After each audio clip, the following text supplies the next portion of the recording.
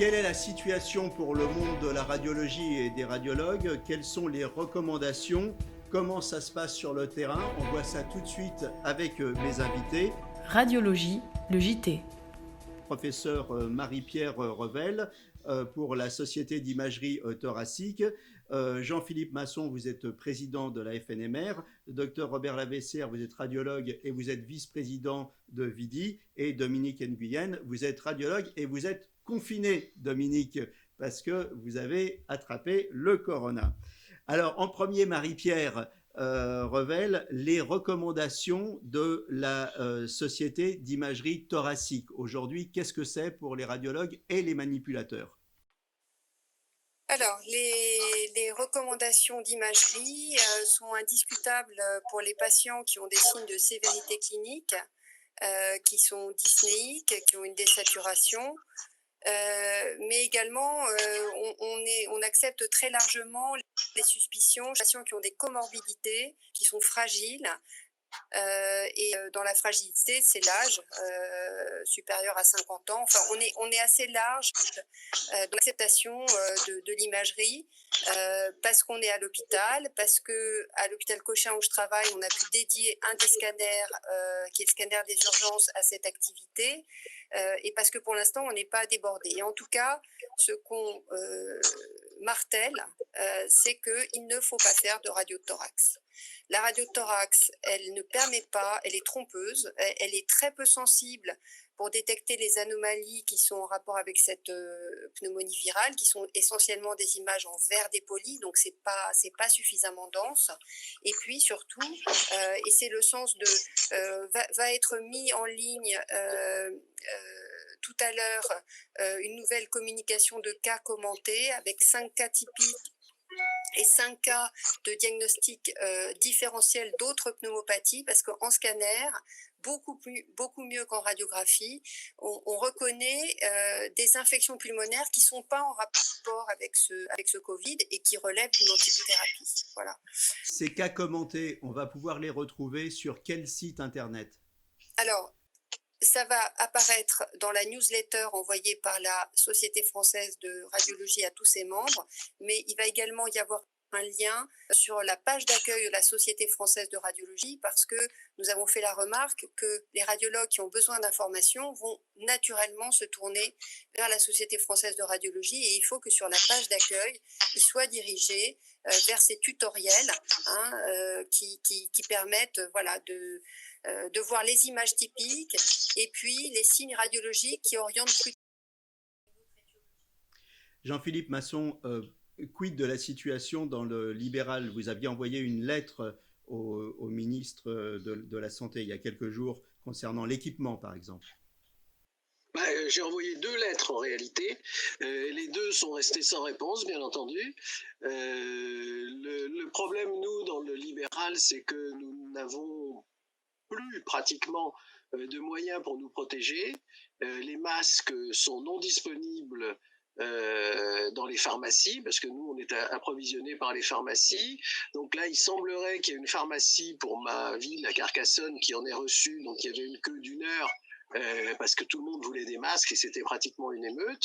Mais nous, le problème, c'est que comme on a ce manque de protection, on va être obligé très certainement de fermer un certain nombre de cabinets en ville, parce qu'on n'aura pas la capacité matérielle de protéger à la fois les radiologues, mais aussi notre personnel qui accueille les patients et qui font les examens.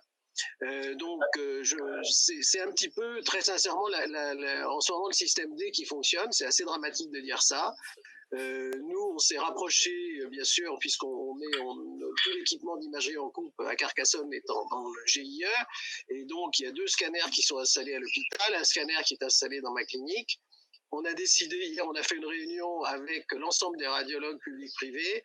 On a décidé, un petit peu comme à Cochin, qu'il y ait un scanner qui soit totalement dédié au corona, ce qui va permettre comme ça d'essayer d'orienter un petit peu les patients. On a formé ce matin des secrétaires au call center de façon à leur dire, voilà, quand vous téléphonez parce que vous toussez, etc., votre médecin vous demande de faire une radio de poumon, on envoie directement s'il y a le moindre signe, s'il y a qu'une simple toux, on va attendre un peu, mais si le moindre signe, la fièvre ou à plus forte raison, bien entendu, une détresse respiratoire ou des troubles respiratoires, on envoie directement sur le scanner dédié.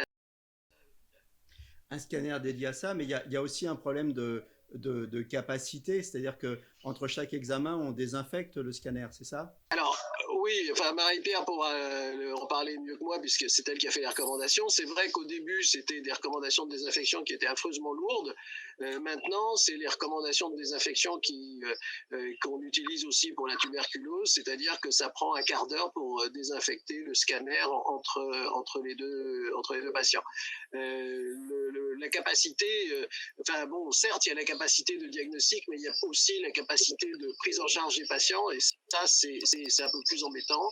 Les cliniques, enfin la clinique de la ville a été complètement vidée chez nous. Toutes les interventions programmées ont été déprogrammées, etc. Moi ce qui me gêne, le problème que je vois, c'est que l'absence de moyens de protection et la nécessité manifestement matériel de fermer les cabinets de radiologie. Donc nous, on va tout fermer, sauf la clinique, puisque la clinique, elle reçoit les urgences, donc on va maintenir la clinique. Mais le problème, c'est que certes, il y a le coronavirus, c'est dramatique, c'est une épidémie épouvantable, on est bien d'accord, mais les patients, ils souffrent d'autres pathologies à côté. Il faut continuer à les prendre en charge, il faut continuer à faire les suivis d'onco, parce que les chimios, elles continuent, etc. Et ça, je trouve que les pouvoirs publics n'ont pas pris la mesure de tout ça. Docteur Laveissière, en quelques mots, la situation dans le Val d'Oise. Alors, nous avons été confrontés au coronavirus assez tôt, puisque, comme vous savez, il y avait un foyer dans l'Oise, pas très loin de chez nous, ce qui a entraîné le confinement de certains techniciens et de certaines secrétaires qui habitent dans l'Oise à proximité. Et nous avons eu la semaine dernière une secrétaire qui a été hospitalisée en réanimation pour des problèmes respiratoires dans un contexte fébrile, et le diagnostic de coronavirus a été effectivement confirmé.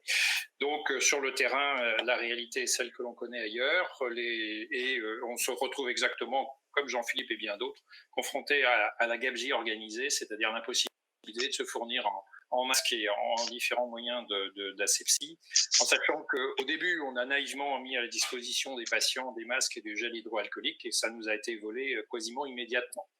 On a organisé un circuit effectivement parallèle, c'est-à-dire qu'il y a une machine d'IRM qui est dédiée aux patients potentiellement infectés si par hasard il y en a, et bien entendu, et avant tout, un scanner qui est dédié au ça. Alors maintenant se pose effectivement le problème de la continuité des soins. L'établissement est effectivement pratiquement vidé parce qu'effectivement il y a eu des cas de coronavirus, les blocs sont fermés, enfin et ainsi de suite.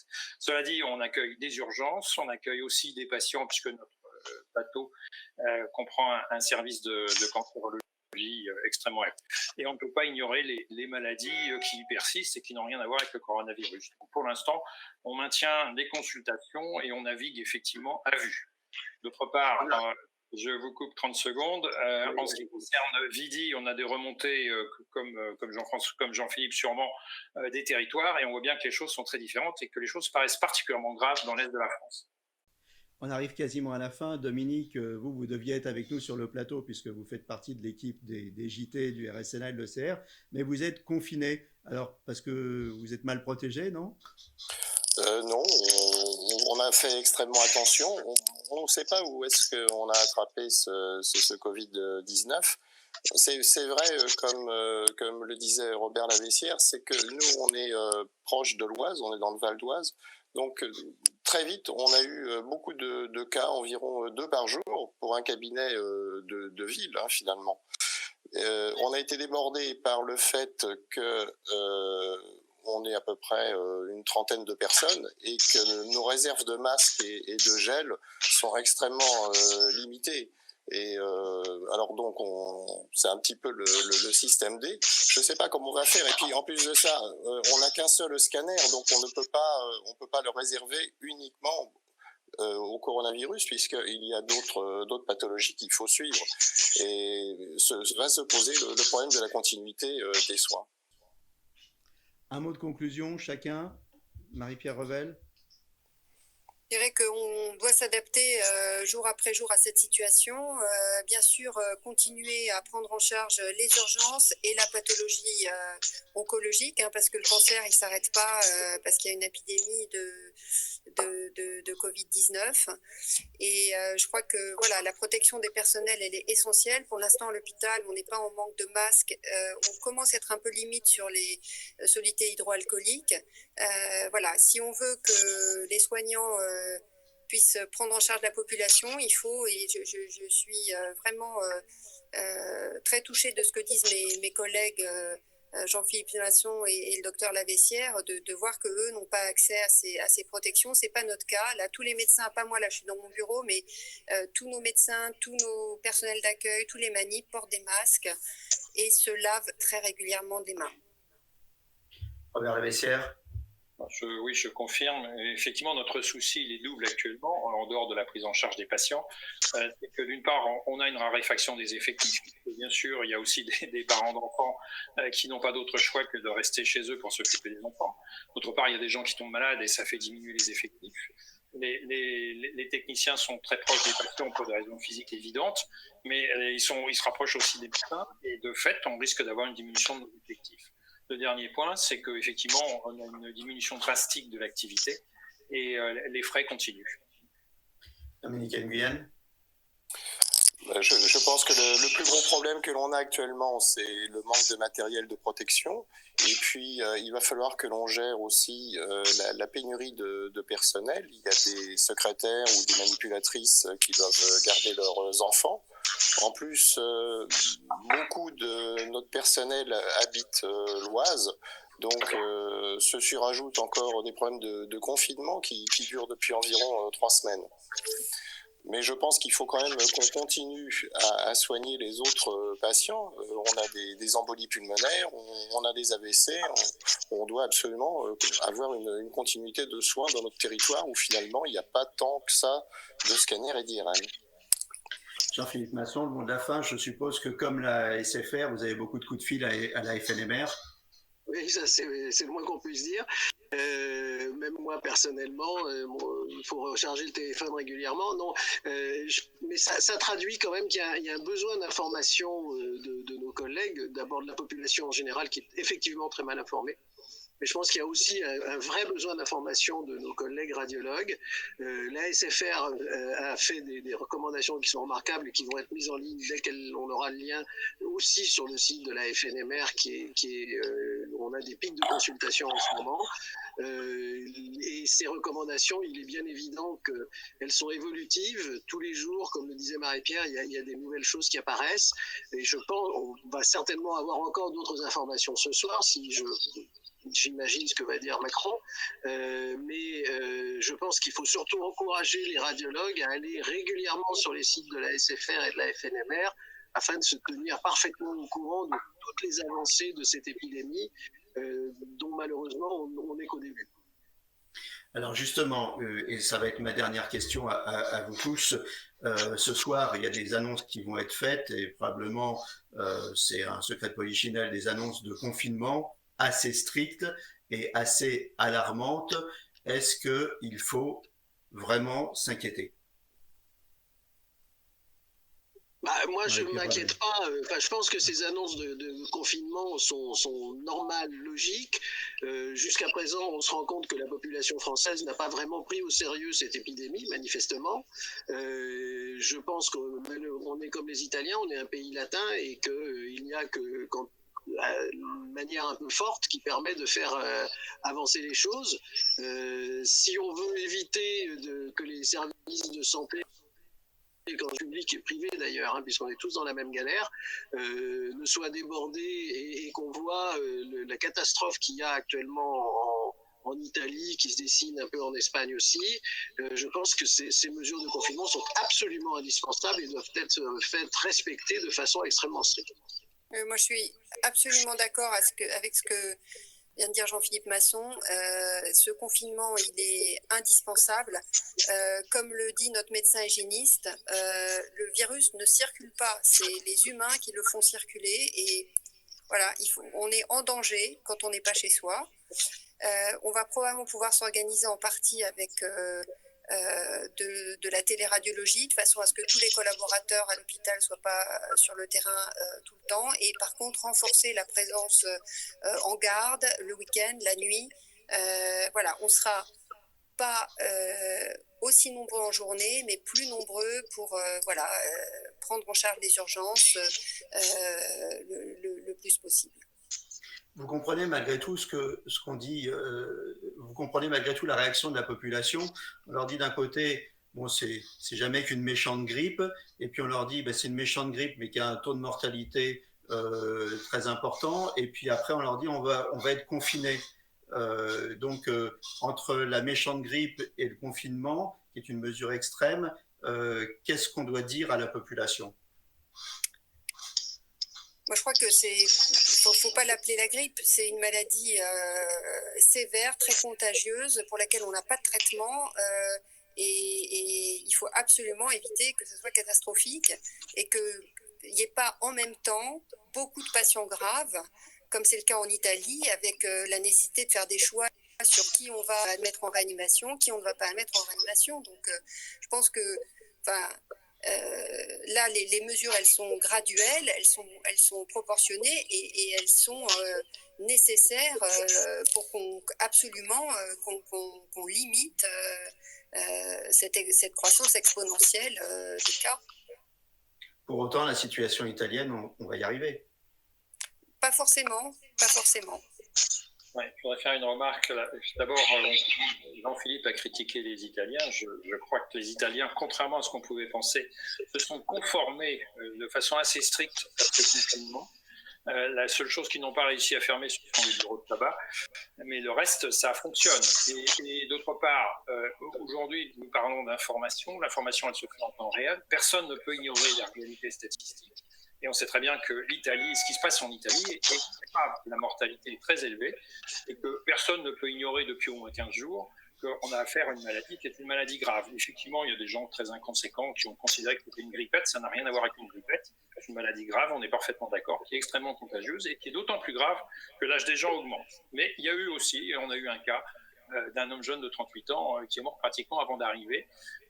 Donc, c'est une maladie potentiellement grave. Alors, si je peux vous interrompre, il y a une chose peut-être qu'on peut rappeler, c'est qu'il ne faut absolument pas prendre d'anti-inflammatoires. Oui, alors ça, c'est très important et on peut le développer même. Allez-y, développez ce point. La prise d'anti-inflammatoire fait flamber la maladie. Voilà, donc si on a mal à la tête, si on a de la fièvre, on peut prendre du paracétamol, du doliprane, mais absolument pas d'anti-inflammatoire ou d'aspirine. Oui, ça c'est vrai. D'accord. On rappelle pour le grand public le nom de quelques anti-inflammatoires pour que les gens situent bien. Le Brufen notamment. Voilà, ibuprofène. Tout ce qui finit en fen. Ok, d'accord. Bon, écoutez, je pense qu'on a fait un point précis de la maladie. Un dernier message à vos collègues radiologues avant de se quitter. Lavez-vous les mains. Bon courage. Bon courage, lavez-vous les mains et faites au mieux. Voilà, c'est tout. Allez-y, Dominique. Un petit mot, je voudrais saluer quand même l'implication de tout le personnel qui, par exemple, hier dimanche, j'étais en contact avec les secrétaires, avec les manipulatrices qui se sentent, qui sont inquiètes comme nous, mais qui s'impliquent vraiment dans cette lutte contre ce coronavirus. L'implication du personnel soignant est exemplaire et il faudra s'en rappeler une fois la crise passée. Je vous remercie à tous et à très bientôt. Jean-Claude, une dernière remarque si vous voulez. La téléradiologie ne résout pas tous les problèmes. Il faut aussi que les médecins restent près de leurs techniciens et de leurs patients et de leurs secrétaires. C'est fondamental. Oui, bien sûr. Radiologie, le JT.